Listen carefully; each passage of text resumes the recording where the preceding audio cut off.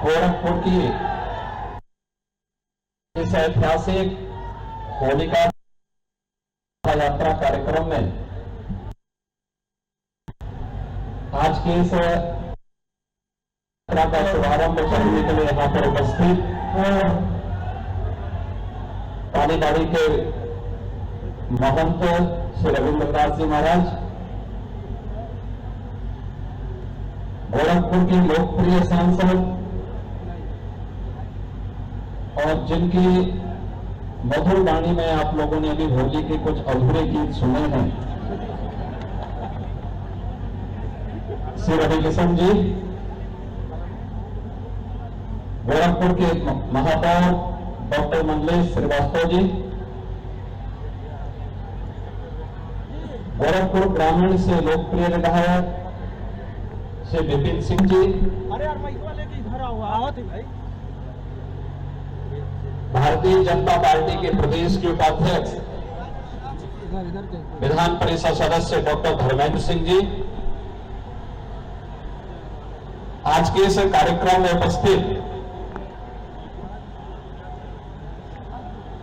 होलिका दहन समिति के अध्यक्ष श्री राम प्रकाश गुप्ता जी, संयोजक श्री आशीष गुप्ता जी,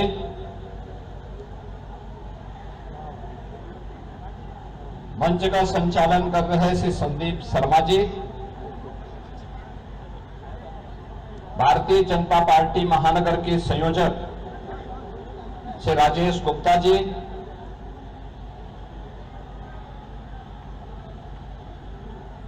आज के इस शोभा यात्रा कार्यक्रम के अवसर पर उपस्थित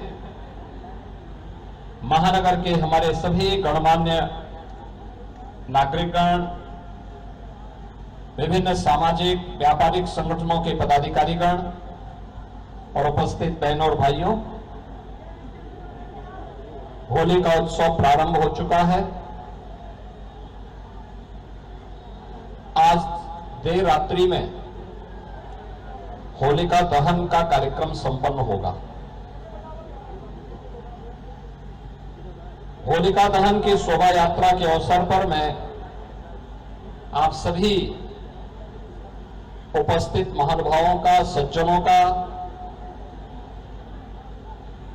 महानगर वासियों का, जनपद वासियों को और पूरे प्रदेश वासियों को होली की हृदय से बधाई देता हूं, अपनी शुभकामनाएं देता हूं। मैं इस होलिका दहन समिति के पदाधिकारियों को मैं विशेष रूप से बधाई देता हूं, जिनकी शताब्दी वर्ष चल रही है, यानी 100 वर्ष की अपनी यात्रा को अनवरत रूप से कमेटी आगे बढ़ा रही है। मैंने बधाई देता हूं। इनके पूर्व अध्यक्ष श्री पटवा थे, बहुत समर्पित कार्यकर्ता थे। आकस्मिक निधन उनका हो गया था। मैं उनको इस अवसर पर विनम्र श्रद्धांजलि भी देता हूं। बहनों और भाइयों, अव्यवस्था से व्यवस्था, अराजकता से अनुशासन, अधर्म से धर्म और असत्य से सत्य की यात्रा जब होती है,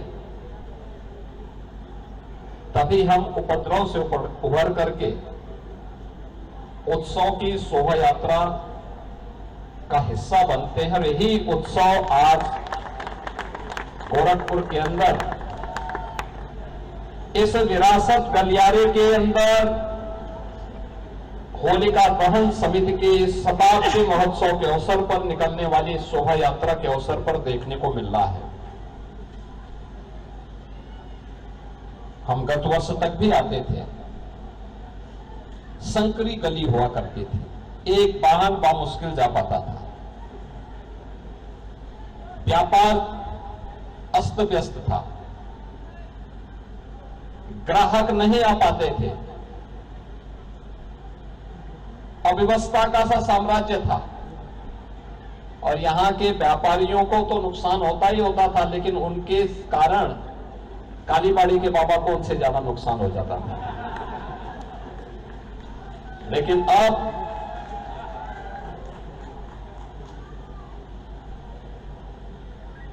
मैं इस बात को मान सकता हूं कि जब ये गलियारा बन रहा है और जिस दिन बन जाएगा, ये गोरखपुर का सबसे खूबसूरत गलियारा होगा गोरखपुर का। हम लोगों ने बंधु सिंह पार्क में कुछ दुकानें बना के दे दी हैं और बाकी दुकानों को बनाने के लिए भी हम लोगों ने जगह भी चिन्हित कर दी और उसके लिए पैसा भी अलॉट कर दिया है। जो यहाँ पे डाइट कॉलेज के पास एक नया कॉम्प्लेक्स तैयार होना है। देखिए, किसी को उजाड़ना नहीं, वह फल फूल सके, उसके सामने अवसर आ सके, उसका व्यवसाय आगे बढ़ सके। भाई रवि किशन तो कहीं भी नाच गा करके पैसा कमा सकता, लेकिन कालीबाड़ी के बाबा कहां से कमाएंगे? जब आपकी समृद्धि होगी तभी बाबा के पास भी कुछ आएगा। और इसीलिए इस गलियारे को विशेष रूप से गोरखपुर का पुराना गोरखपुर है। पहले यहीं से पूरा पूर्वी उत्तर प्रदेश का व्यापार संचालित होता था। गोरखपुर, बिहार, नेपाल के अंदर बड़े पैमाने पे लोग इसी पांडे हाता में आकर के शादी ब्याह से जुड़े हुए सभी सामान खरीदते थे। लेकिन जब कंजेशन हुआ, भीड़ भाड़ हुई, संकरी गलियां हुई, जाम हुआ, व्यापार उजड़ने लग गया। मांग के अनुरूप सुविधा नहीं दे पाए। और अब ये डबल इंजन की सरकार वो सुविधा भी दे रही है, सुरक्षा भी दे रही है। और सुविधा और सुरक्षा का परिणाम क्या है कि इनके जीवन में तो खुशहाली आएगी, गोरखपुर विकास करेगा, प्रदेश विकास करेगा, और प्रदेश विकास करेगा तो देश विकास करेगा। विकास की इकाई ऊपर से नहीं आती, विकास नीचे से ऊपर जाता है। सरकार योजना बना सकती है। और मैं धन्यवाद दूंगा विरासत गलियारे से जुड़े हुए सभी व्यापारियों को, यहां के नागरिकों को। उनके मन में पीड़ा जरूर थी, लेकिन उन्होंने व्यक्त नहीं किया बल्कि सहयोग किया। और आज उसी का परिणाम है कितना शानदार गलियारा। मैं भी जैसे मैं यहां प्रवेश किया तो मैं स्वयं पहचान नहीं पा रहा था। मैंने कालीबाड़ी के बाबा से पूछा, मैंने कहा हम लोग कहां आ रहे हैं, पांडे हाता कहां है? बाबा ने कहा यही है। मैं समझा कि ऐसा तो नहीं है कि बाबा जो है डोसा खिलाने के लिए कालीबाड़ी ले जा रहे हैं। यद्यपि उन्होंने कभी खिलाया नहीं, लेकिन मैं सुनता हूं कि खिलाते हैं। बाबा ने कहा नहीं नहीं, यही है पांडे हाता का मार्ग। देखो, पहले की तुलना में 3 गुना ज्यादा चौड़ा हो गया है मार्ग। देखो ना कितना शानदार लग रहा है। और अभी यहाँ पे फसाड भी कायदे से आ जाएगा ना, एक जैसा कलर, एक जैसी डिजाइन के साथ। गोरखपुर ही नहीं, प्रदेश का सबसे शानदार गलियारा हो जाएगा। यही है विरासत का संरक्षण। जिस विरासत का संरक्षण आप पर्व और त्योहारों के माध्यम से भी करते हैं। होली 100 वर्षों से ये होलिका दहन समिति इस शोभा यात्रा के माध्यम से अपनी विरासत का संरक्षण कर रही है। दीपावली हर घर में मनाई जाती है। सरकार के सहयोग की आवश्यकता नहीं है। इस होली के कार्यक्रम में सरकार नहीं सहयोग करती है, लेकिन स्वतः स्फूर्त भाव के साथ हजारों की संख्या में लोग अपने पर्व और त्योहार का हिस्सा बनकर के उत्सव का आनंद लेते हैं। आपाधापी के युग में उस समय व्यक्ति उत्साह से, प्रेम से मिल सके, इससे ज्यादा बात क्या हो सकती है? कोई तनाव नहीं, कोई उपद्रव नहीं, कोई भय नहीं, कोई अराजकता नहीं, कोई गुंडागर्दी नहीं। यही तो राम राज्य है।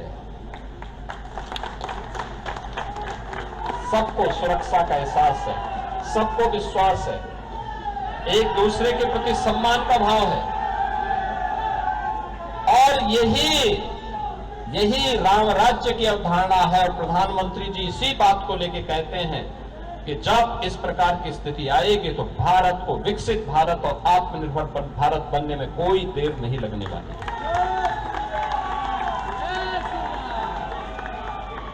और यही स्थिति पैदा करने के लिए ये कार्य चल रहा है। बहुत शीघ्र ये कार्य जब होगा आप देखना, शानदार गलियारा, जो भी जाएगा गौरव की अनुभूति करेगा। यहां का व्यवसाय फिर से पनपेगा। कुछ लोगों के वहीं पे प्रतिष्ठान दुकानें आ गई, लेकिन कुछ लोगों को जहां पर वहां जगह कम हो गई थी, नहीं मिल पाया, बंधु सिंह पार्क में और यहां पे नॉर्मल में जो हम लोग कॉम्प्लेक्स बनाने जा रहे हैं, यहां पे उनको भी दुकानें उपलब्ध करवाएंगे। और मैंने ये भी कहा, मैंने कभी दुकान का किराया इतना रखना कि हर व्यापारी उसको वहन कर सके। बहुत ज्यादा किराया भी मत लेना। ऐसा नहीं कि लोग ज्यादा आवेदन कर दें तो उसमें कालीबाड़ी के बाबा की तरह रेट बढ़ते जाए। रेट बढ़ाना मत उसमें। और इसीलिए अच्छे ढंग से कार्यक्रम हमारे हों। होली का ये त्योहार हम सबको इस बात का एहसास करा रहा है कि पर्व और त्योहार हमें तब आनंद का अवसर देते हैं जब शांति होती है, सौहार्द होता है। आज पूरी दुनिया के अंदर उपद्रव है, अराजकता है, अव्यवस्था है, छीना झपटी है, लेकिन हम सब भारतवासी गौरव की अनुभूति कर सकते हैं कि भारत का यशस्वी नेतृत्व प्रधानमंत्री मोदी जी के नेतृत्व में भारत को विकास की नई बुलंदियों की ओर पहुंचा करके नए भारत का दर्शन हम सबको करा रहा है। ये नया भारत जहां अवसर भी है और उत्सव भी है, हर व्यक्ति के लिए, हर तबके के लिए, क्या नौजवान हो, क्या बुजुर्ग हो, क्या महिलाएं हो, क्या पुरुष हो, क्या अन्नदाता किसान हो, क्या व्यापारी और उद्यमी हो, समाज के हर व्यक्ति के लिए अवसर है। और अवसर के साथ साथ पर्व और त्योहारों की एक लंबी श्रृंखला उत्सव के रूप में हम सबके पास है। 2014 के पहले ये उत्सव नहीं मनाए जा सकते थे, नहीं मनाए जा सकते थे। उत्तर प्रदेश में तो पर्व और त्योहार के पहले कर्फ्यू लग जाता था। कितना तनाव रहता था, कितना तनाव रहता था। सरकारें समाज को बांटती थी उस समय, और बांटने का जो पाप करती थी उसका परिणाम व्यापारी को देना होता था, नागरिक दे चुकाते थे। पर्व और त्योहार के पहले कर्फ्यू लग जाता था, गुंडागर्दी चरम पर, न बेटी सुरक्षित थी, न व्यापारी सुरक्षित था। लेकिन आज न कर्फ्यू है और न दंगा। अब तो यूपी में है सब चंगा। अब सब और उत्सव है, पूरे प्रदेश भर में उत्सव। पिछले 15 दिनों से मथुरा वृंदावन में होली का कार्यक्रम चल रहा है, अलग अलग स्थानों पर। गोकुल में, बरसाना में, नंदगांव में, बलदेव में, गोवर्धन में, मथुरा में लाखों की संख्या में। बरसाना में जिस दिन होली थी 10 लाख से अधिक लोग वहां आए थे इस होली के उत्सव में, 10 लाख से अधिक। नंदगांव में यही भारी भीड़ उमड़ रही है। गोकुल, वृंदावन, गोवर्धन, बलदेव, मथुरा, एक लंबी श्रृंखला होली खेलने की। और ये स्वतः होता है, सरकार कोई सहयोग नहीं करती। सरकार केवल सहयोग सुविधा वहां पर व्यवस्था बनाने में योगदान देती है, बाकी लोग स्वतः आते हैं, उत्सव का आनंद लेते हैं। विदेशियों की आंखें फटी की फटी रह जाती हैं। इतने अच्छे उत्सव क्या मिल रहे हैं जो लोग हम पे आरोप लगाते थे कि हम बटे हुए हैं। कहां बटे हैं, कहां विभाजन है? ये हजारों की संख्या में श्रद्धा यहां पे लोग होली खेलने के लिए आए हैं, होलिका दहन की शोभा यात्रा में भाग लेने के लिए आए हैं। किसी की जाति का पता नहीं, सारे लोग मिलकर के एक साथ होली का आनंद ले रहे हैं। होली के आनंद के साथ इस शोभा यात्रा का हिस्सा बन रहे हैं। हजारों वर्ष पहले कभी होलिका का दहन हुआ होगा, हजारों वर्ष पहले हिरण्यकश्यप का वध हुआ होगा, लेकिन आज भी हमें याद रखना होगा ये होलिका भ्रष्टाचार के रूप में, अव्यवस्था के रूप में, अराजकता के रूप में, जहां कहीं भी है इस भ्रष्टाचार रूपी, अराजकता रूपी, अव्यवस्था रूपी, उपद्रव रूपी इस होलिका को दहन करने के लिए हम लोगों को हमेशा तैयार होना होगा।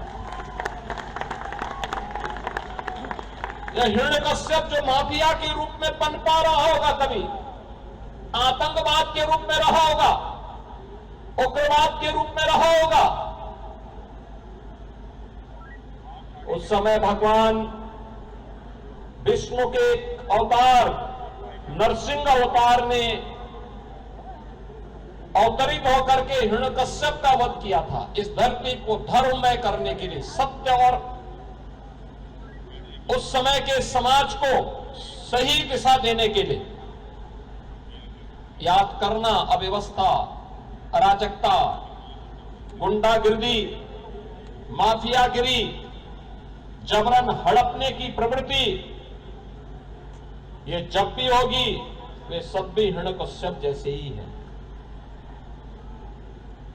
ये प्यार से नहीं मानेंगे, क्योंकि लातों के भूत बातों से नहीं मानते, और उनसे निपटने के लिए हिरण्यकश्यप को मारने के लिए, रावण को मारने के लिए, कंस को मारने के लिए किसी न किसी नरसिंह को, किसी न किसी राम को, किसी न किसी कृष्ण को अवतरित होना पड़ेगा, तब व्यवस्था बनेगी, समाज में सज्जनों का संरक्षण हो पाएगा, दुर्जन जब समाप्त तो होंगे, सदाचार और उत्साह का ये वातावरण हम सबके जीवन में देखने को मिलेगा। आज ये होलिका दहन का कार्यक्रम होगा और मैं अपील करूंगा गोरखपुर वासियों से, प्रदेशवासियों से, होलिका दहन हम करें, बुराइयों को जलाएं, हर प्रकार की बुराई को, अव्यवस्था को, भ्रष्टाचार को, नकारात्मकता को जलाने का एक अवसर है। हम उसके साथ अहंकार को जलाएं,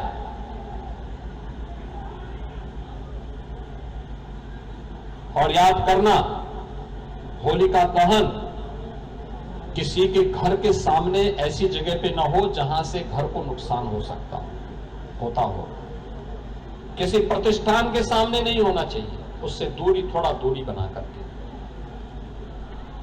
देखिए, पर्व और त्योहार का आनंद तभी है जब दूसरे को ठेस पहुंचाए बगैर, नुकसान पहुंचाए बगैर उत्साह के साथ हम उसका आनंद ले सके। उत्साह का आनंद तभी होता है जब हर गरीब, हर नागरिक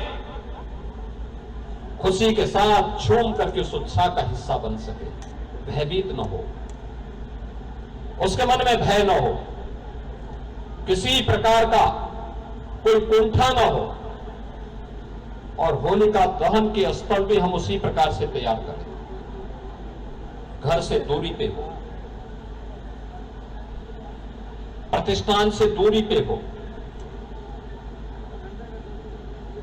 होली के गानों को होली के रूप में गाते हुए हम एक कार्यक्रम करें, अग्निदेव की पूजा करें, सृष्टि के रचयिता भगवान विष्णु का स्मरण करें, नरसिंह अवतार का आह्वान करें, और ये कार्यक्रम उत्साह के साथ होली के गाने गाते हुए गाएं, अश्लील गाने न हो, याद करना, जब भी किसी गाने में अश्लीलता आएगी वह पतन की ओर हमें लेके जाता है, हमारे पर्व और त्योहारों के महत्व को कम करता है। अश्लीलता नहीं होनी चाहिए। परिवार के साथ लोग आकर के परिक्रमा कर सके होलिका दहन स्थल। हर बेटी, हर व्यापारी, हर नागरिक, हर बहन अपने को सुरक्षित महसूस कर सके, ऐसा माहौल हमें करना होगा, तैयार करना होगा। कल विराम रहेगा क्योंकि देर रात्रि से चंद्र ग्रहण लगना शुरू हो जाएगा। कल होली नहीं होगी, परसों होलिका उत्सव का कार्यक्रम होगा। होलिका उत्सव कार्यक्रम में भी रंग और गुलाल का उपयोग करें, कीचड़ नहीं, केमिकल का नहीं, आंखों पे न डालें, जबरन किसी पे नहीं डालना है। कोई बीमार होगा, कोई बुजुर्ग होगा, मासूम बच्चे होंगे, किसी के घर में कमी होगी, वह नहीं खेलना चाहता है, जबरन नहीं करना है, लेकिन बैर भाव दूर करें। जैसे होली का कार्यक्रम था, कालीबाड़ी के बाबा रवि किशन जी में 36 का आंकड़ा था, दोनों मिलकर के मंच पर एक साथ आ गए, हाथ दोनों आ गए, दोनों गले मिल लिए। और इसीलिए ऐसे ही कोई भेदभाव नहीं होना है, कोई मनमुटाव नहीं होना है, अच्छे ढंग से उत्साहपूर्ण तरीके से। होली तो समरसता का पर्व है, हर प्रकार के बैर भाव को भुलाने का पर्व है। और ये पर्व हमें स्मरण कराते हैं सामाजिक एकता के। जब समरसता होगी तभी एकता होगी, जब एकता होगी तभी अखंडता होगी। और इसको बनाए रखने के लिए हम सबको मिलकर के कार्य करना है। मैं आपको इस अवसर पर पूरे प्रदेश वासियों को हृदय से बधाई देता हूं। विरासत गलियारा से जुड़े हुए इस शानदार पांडे हाता में आज हम लोग इस उत्सव के साथ जुड़े हुए हैं, इसकी शुभकामना देता हूं, अपनी मंगलमय कामना आप सबको देता हूं, प्रदेशवासियों को देता हूं, और यहाँ के सभी उद्यमी, व्यापारी और यहाँ के नागरिकों को इस विरासत गलियारा के लिए, उनके योगदान के लिए हृदय से उनका अभिनंदन भी करता हूं और उन्हें इस बात के लिए आश्वस्त करता हूं कि वे सभी लोग शानदार तरीके से रहेंगे, उनको अच्छे सुविधा से युक्त सरकार करेगी, हर प्रकार का सहयोग करेगी। आप सबके प्रति मेरी मंगलमय शुभकामनाएं हैं। मेरे साथ आप बोलेंगे, भारत माता की, भारत माता की, भारत माता की, जय श्री राम, जय जय श्री राम, नरसिंह भगवान की, नरसिंह भगवान की, नमः पार्वती पति।